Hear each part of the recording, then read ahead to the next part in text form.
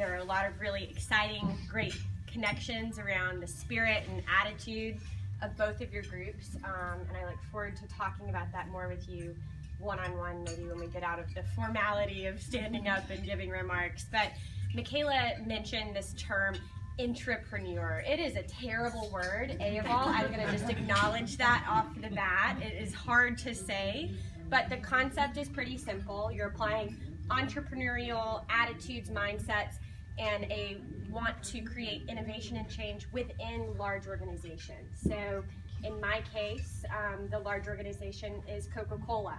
So the brand that's kind of uniting us all here today. And as Michaela mentioned, this idea of the Global Shapers came from Muhtar Kent.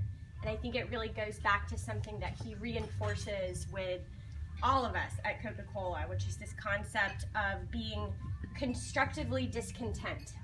I would say that this is rare, to have a CEO that asks you to come to work and to question the status quo, question business as usual, say how can we innovate, how can we be better, what are we doing to avoid being the Kodak. You know, let's look at Kodak, Kodak 1980. You could have never told them they're an Olympic sponsor, film was king, you know, they're booming in business. My grandfather worked for Kodak in Eastman, Tennessee. Kodak's almost a non-existent company nowadays. And why is that? They didn't go digital. They dug their heels in and said, no way is this innovation ever going to really take hold. We can't afford to be that in this kind of world. And just because our brand is 125 years old doesn't mean that we have to act old. So I think that's really special. I think it's exactly why he approached the World Economic Forum and Klaus Schwab and said what Michaela mentioned, that it's an absolute necessity that we engage the generations whose decisions that we're making today impact their futures directly, but they have zero voice in the conversation. That makes no sense. There's also a second aspect to this, is when we're engaging groups like the Global Shapers, they keep us sharp, they push us, they give us new ideas. They're approaching things from a different vantage point and perspective than maybe we have at Coke, and that's important to always keep a pulse on how are people going about things differently. The way that they do their projects, I think, is really fabulous. It's a grassroots approach that can have global impact, and I personally really respect that. But I think going from this Global Shapers concept, we wanted to bring both this concept, it's a concept of reverse mentorship is how I would almost describe it. We learn from the Global Shapers, then we're able to go to the Global Shapers and say, you know, there are some things that we've learned in 125 years that can probably help your startup, that can help your NGO, that can help you kind of hone your leadership skills, and how can we help you as you help us? And it's a value exchange, which I think is really special. But Muhtar, in classic style, pushed us one step further. Okay, Katherine and the group like Megan Barber and other folks that you may know at Coke, you know, you're a millennial, you're around the Global Shapers age. Can you do this at Coke? Can you start a millennial group at Coke that kind of serves as an internal think tank and an incubator and almost an advisory board to the company about how are we positioning ourselves to recruit and retain the best young talent? How are we positioning our corporate culture to be relevant with the future and to be the kind of place that great people want to work? We no longer just compete in a talent space with, you know, an awful brand that's blue, and I'm not even going to say its name. We compete with Google, we compete with Microsoft, we compete with Facebook. So what are we doing to become the kind of workplace that has that same kind of young look and feel? It's been super exciting. We're working on some really cool initiatives that I'd be happy to talk through in more detail, but I really loved what I heard yesterday, is that we talk about the what we do, and you guys were talking about why you do it. And I thought what I would dig in just a little deeper today is how. How do you go about affecting social change from within at a large organization at Coca-Cola? How do you go about being an entrepreneur? You know, I've been at Coke for about 4 years now, so I'm just going to give you my best examples from what I've learned in that time, and also from what I've seen in the Global Shapers community about how they too have pushed us and what has been key to that success. So I think first, keep it simple.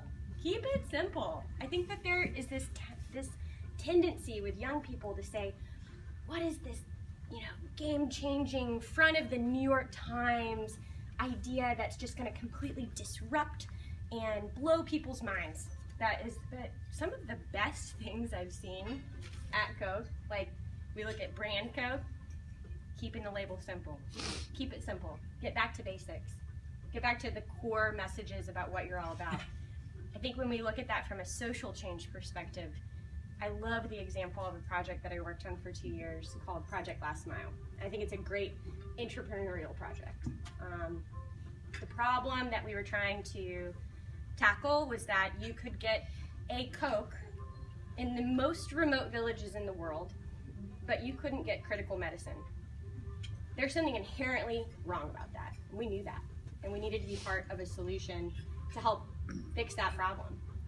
And so, how do you do it? Well, we said, let's keep it simple.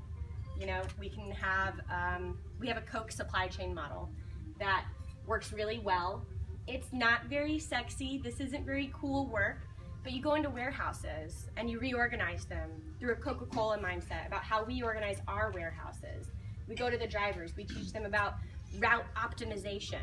We go to the nurses and we talk about stock outs and how to anticipate a stock out and when to place orders and how much of each product. It's not complicated, but it was a really simple solution that went back to a saying that we all know: you can give a man a fish, he eats for a day. Teach a man a fish, he eats for a lifetime. It would have been very simple for us to just say, yeah, load your medicines up on our Coke trucks. A lot of people have proposed that. That's not a long-term sustainable solution, not so much as something as simple as teaching people to go about their Ministry of Health work in the same way, in the same attitude that we go about getting Coke the last mile. So that was a really, really fun project. I think the second point I would make is around fundamentals. I grew up playing sports, my family plays sports. Sports is about mastering the fundamentals. If you don't know how to dribble, kick, and pass the ball, you're never going to score a hat trick. I played soccer, clearly, but no matter what sport, it's the same. It's the same thing at work. It's the same thing in an organization like Coke. If you don't know how to do the daily grind really well, your basic day-to-day job, and to be very good at your day-to-day job, when you come up and say, I've thought of this really crazy idea, you're not going to have that trust, that having to be really good at your job, you have to earn that trust a little bit. And you can't just come in as the young hotshot in your organization and say, okay, I'm going to turn it upside down. No, you need to master your fundamentals, first and foremost. And the second thing I would say is know who the real decision makers are in your organization. There are a lot of people that want you to think they can say no, that want you to think that they can shut down your ideas or your dreams. It's up to you to figure out if that is the reality or if that is their perception of reality. Figure out who the real decision makers are on whatever project you're trying to quarterback through your organization. And then once you find them, be humble enough to let them champion it, especially if you're a young person. It's critically important that we're able to step back and say, please be my champion, and I'm okay with not getting 100% of the credit. Because if you're there just to get the credit, and you're about making social change, you're in the wrong business. You shouldn't be doing what you're doing. So let other people get the credit. I think around this same point, you have to understand that there are going to be some things that you do, you're going to get your wrist slapped. You might push the envelope a little bit. Be okay with being a little bit precocious. Be okay with pushing the envelope a little. Say the things you mean. Don't be too nervous about it. If that's the culture at your organization, it's up to individuals to establish that and to ask the questions, to say why. You might get in a little bit of trouble, but most of the time, if you're willing to say, I know I'm taking a risk, but I personally take the accountability for this risk. People are a lot more likely to let you run with an idea, especially within a large corporate organization. I think along those same lines, when you're coming up with these ideas, you know, don't let perfect be the enemy of good. You can shut down, you can get in your own way, get out of your own way, and understand that everything, especially in business, is a little bit of a negotiation. You're not going to get 100% of the things that you absolutely want, that the ideal solution looks like, but understand what you're willing to take off the table and what you need to really maneuver to get to yes. That matters most about what you are proposing. I think, you know, finally, I'm going to try and keep this short. I'm not one for big, long speeches. You know, we all stand on the shoulders of giants. We absolutely do. But you have to make it your personal business to know who those giants are. They're real people. They're not just ideas.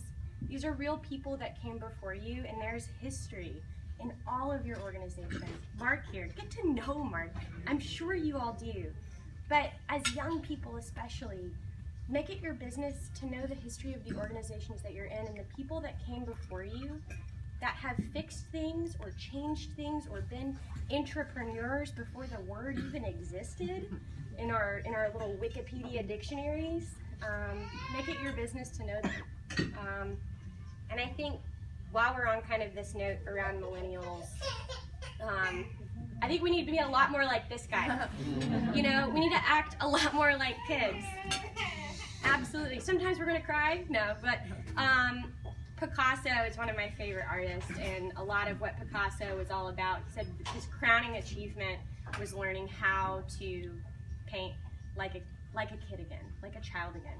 There's something really magic, there's something really wonderful about being a little bit naive, about dreaming dreams that are a little bit big, that are a little bit scary, about saying whatever is on the top of your mind, about being a little bit precocious. But embrace that. You know, whether you are a millennial, you can be a millennial at heart, but I think it's always important to stay young. And remember when you were young, and don't forget that someday you have to lift as you climb, would be kind of my last little cheesy thing I'll say, but I think it's important. Don't forget when you were early on in your careers and trying to push through ideas in your organization that may not have been popular, because someday you're going to look down in your organization, there's going to be someone that, if you're paying attention, reminds you a lot of yourself. So let's all act a little bit more like that baby.